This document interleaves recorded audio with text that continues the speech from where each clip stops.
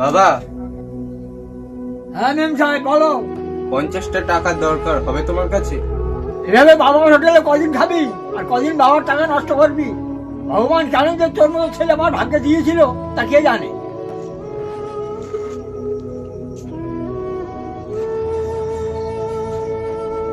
ও মামা, একটু ভাত দাও না, আমার খুব খিদে পেয়েছে।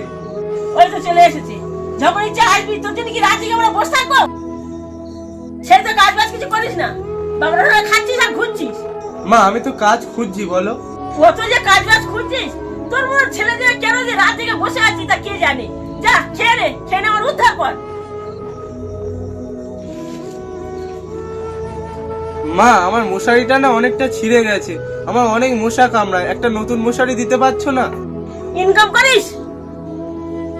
তোমার ছেলেকে বলো নিজে ইনকাম করে একটা মশারি কিনতে। হ্যাঁ বন্ধুরা, এই সমাজে তুমি যদি বেকার হও, এই পৃথিবীতে তোমার কেউ মূল্য দেবে না, এমনকি তোমার নিজের বাবা মাও নয়।